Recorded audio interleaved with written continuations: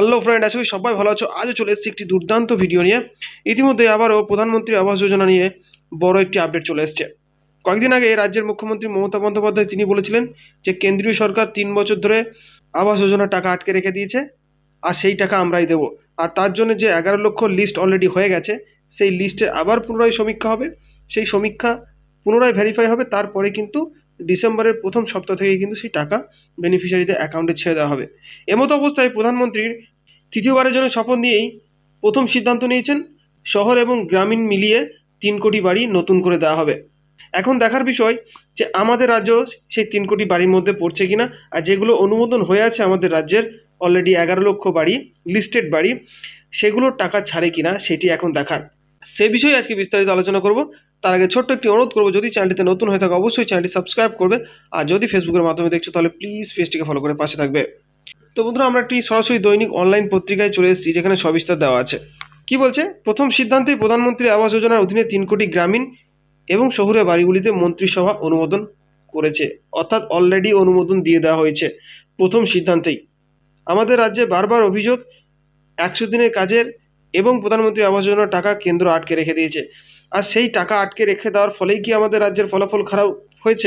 আর সেই রিপোর্টের উপর ভিত্তি করেই কি তড়িঘড়ি আমাদের রাজ্যেও যে 3 কোটি বাড়ি নতুন করে দেওয়া হবে, সেই লিস্টে আমরাও থাকবো কিনা, সেই সঙ্গে যে লিস্টেড হয়ে আছে সেই টাকাও ছাড়ে কিনা, সে বিষয়েই কি বলেছে সেটিও একবার দেখব।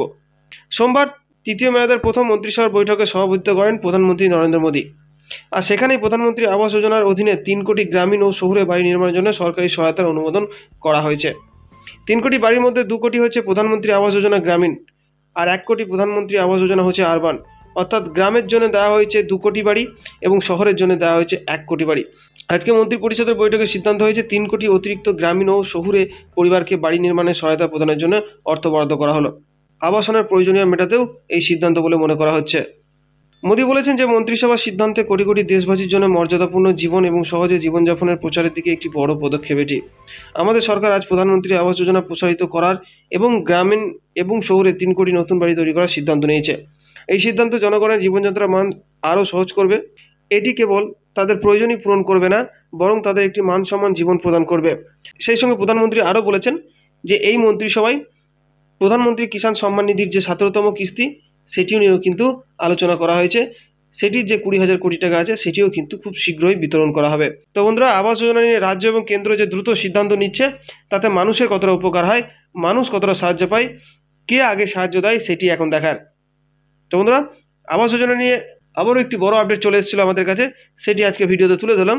আরও যদি এই বিষয়ে কোনো প্রশ্ন থেকে থাকে অবশ্যই তোমরা আমার অফিসিয়াল হোয়াটসঅ্যাপ গ্রুপের লিঙ্ক ডিসক্রিপশন বক্সে দেওয়া থাকবে, সেখানে জয়েন হয়ে সরাসরি প্রশ্ন করতে পারবে। ভিডিওটি শেষ করার আগে অনুরোধ করো ভিডিওটি বেশি বেশি করে শেয়ার করো, যাতে করে এই গুরুত্বপূর্ণ তথ্যটি সকলের কাছে পৌঁছে যায়।